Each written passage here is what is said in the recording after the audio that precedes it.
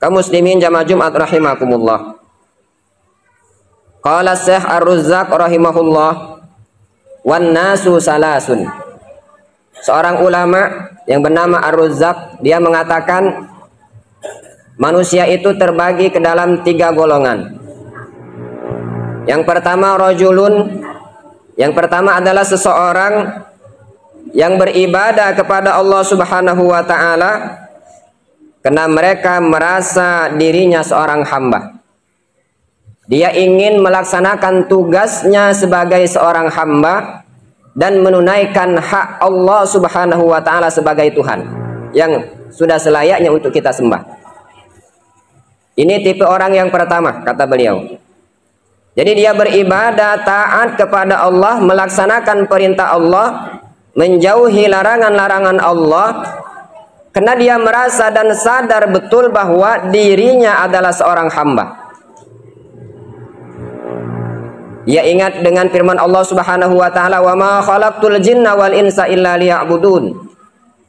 Allah mengatakan, tidaklah aku ciptakan jin dan manusia itu kecuali untuk beribadah kepadaku. Sehingga dengan kesadaran itu dia merasa, aku berhak untuk sujud kepada Allah, aku berhak untuk taat kepada Allah tanpa ada keperluan apapun.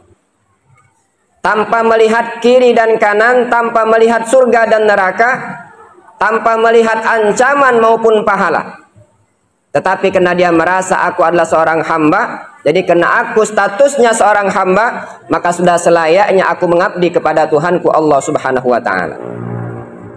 Orang yang semacam ini, jika dia sudah berada di posisi ini, orang semacam ini dia akan mendapatkan kenikmatan beribadah kepada Allah Subhanahu wa taala. Orang semacam ini akan merasakan lezatnya beribadah dan taat kepada Allah Subhanahu wa taala. Kenapa? Karena dia tidak melihat apapun apa yang Allah akan perbuat untuk dirinya. Kalau Allah berkehendak dia dalam keadaan susah, dia tetap beribadah kepada Allah. Karena bukan itu tujuannya beribadah. Saya beribadah karena saya seorang hamba. Kaum muslimin jamaah Jumat rahimakumullah. Sehingga jika seorang hamba sudah berada di posisi ini, kenikmatan ibadah itu akan ia dapatkan. Kelezatan ibadah itu akan ia dapatkan, sehingga semua kewajiban itu baginya bukan hanya sekedar kewajiban, tetapi itu adalah suatu yang seharusnya ia lakukan. Sehingga orang semacam ini bisa kita lihat mungkin di dalam sejarah para ulama-ulama terdahulu. Mereka mampu untuk sholat. Kalau sholat wajib jangan kita tanyakan, tetapi untuk sholat sunnah di malam hari dia mampu kadang 100 rakaat, 1000 rakaat, bahkan lebih dari itu. Begitu juga dengan zakat, begitu juga dengan infak, begitu juga dengan ibadah-ibadah yang lain. Karena dia merasa saya seorang hamba dan Allah adalah sebagai Tuhan yang sudah selayaknya hak Allah itu untuk saya laksanakan.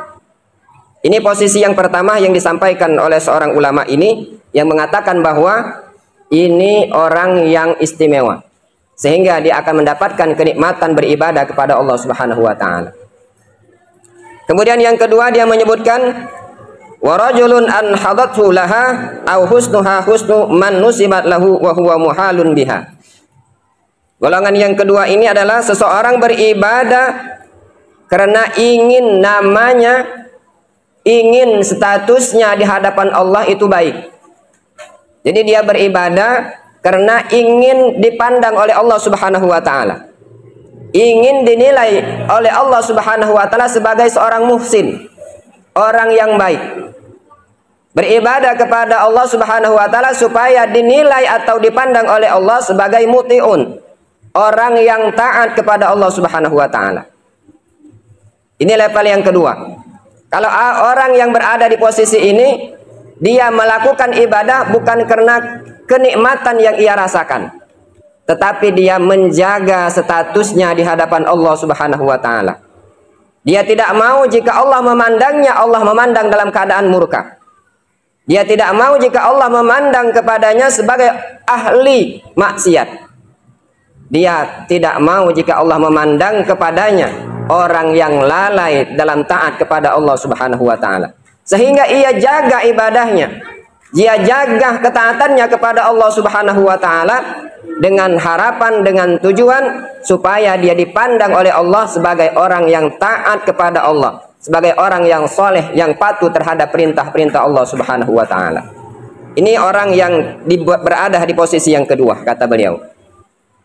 Kemudian yang ketiga, wa rajulun anhadahu ilaiha wujudus sawab wal iqab wa hadza min awamil muslimin.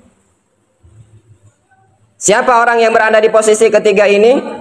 Mereka itu adalah orang yang beribadah kepada Allah Subhanahu wa taala karena ada ganjaran pahala dan karena ada siksaan dari Allah Subhanahu wa taala. Jadi dia beribadah kepada Allah Subhanahu wa taala itu karena dia takut dengan azab Allah Subhanahu wa taala. Bahkan mungkin dia beribadah kepada Allah Subhanahu wa taala karena dia merasa ingin mendapatkan pahala dan ganjaran surga dari Allah Subhanahu wa taala. Orang semacam ini dinilai oleh Allah Subhanahu wa taala awamil muslimin. Ini kebanyakan orang-orang muslim. Kenapa? Karena Allah mengatakan, bisa jadi orang semacam ini, jika tidak aku ciptakan neraka dan tidak aku ciptakan surga, mungkin dia tidak akan pernah menyembah kepadaku. Kaum muslimin jamaah Jumat rahimakumullah. Padahal kalau kita lihat pada ayat yang di atas tadi, Allah menyebutkan wa ma khalaqtul jinna wal insa illa liya'budun. Aku ciptakan manusia itu untuk beribadah kepadaku, bukan karena ada iming-iming pahala, bukan karena ada ancaman neraka, bukan karena akan diganjarkan masuk ke dalam surga atau diceburkan ke dalam neraka, tetapi beribadahnya karena merasa dirinya adalah seorang hamba Allah Subhanahu wa taala. Kaum muslimin jamaah Jumat rahimakumullah.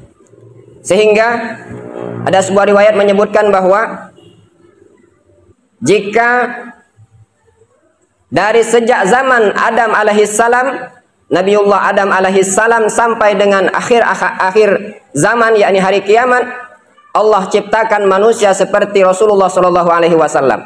Semuanya orang baik, semuanya orang taat kepada Allah Subhanahu wa taala. Allah mengatakan, itu sedikit pun tidak ada pengaruh terhadap diriku. Jika semua manusia itu taat kepada Allah Subhanahu wa taala, sedikit pun tidak akan menambah kemuliaanku. Jika semua manusia itu berbuat kebaikan di dunia ini, sedikit pun tidak menambah keagungan diriku. Begitu juga sebaliknya. Jika sejak zaman Nabi Adam alaihissalam diciptakan manusia sampai akhir zaman, semua manusia bermaksiat kepada Allah Subhanahu wa taala. Sedikit pun tidak ada yang taat kepada Allah Subhanahu wa taala. Sedikit pun, kata Allah Subhanahu wa taala, tidak mengurangi kemuliaan diriku. Tidaklah membuat diriku hina dan tidak membuat aku hina di hadapan siapapun. Ini menandakan bahwa ibadah kita kepada Allah Subhanahu wa taala, taat kita kepada Allah Subhanahu wa taala itu tidak untuk Allah Subhanahu wa taala. Sedikit pun tidak ada pengaruhnya untuk Allah Subhanahu wa taala. Semua yang kita lakukan di dunia ini, ibadah yang kita lakukan, kebaikan yang kita lakukan, begitu juga dengan keburukan-keburukan yang kita lakukan, itu sedikit pun tidak ada pengaruh terhadap Allah Subhanahu wa taala. Semuanya kembali kepada diri kita. Jika kita ingin menjadi baik, jika kita ingin selamat hidup di dunia dan di akhirat, maka berbuat baiklah terhadap diri kita. Tunaikan segala hak-hak Allah Subhanahu wa taala dan akui bahwa diri kita seorang hamba, sehingga kita melakukan segala sesuatu bisa dengan keikhlasan kita. Tetapi jika kita merasa bahwa kita melakukan kebaikan itu ada kepentingan dari Allah Subhanahu wa taala, ini yang terkadang membuat kita merasa terancam dalam melakukan ketaatan kepada Allah Subhanahu wa taala. Kaum muslimin jamaah Jumat rahimakumullah.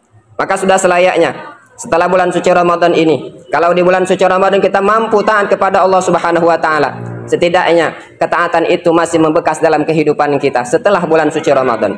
Jangan sampai kita disebut sebagai hamba Ramadan. Kenapa disebut sebagai hamba Ramadan?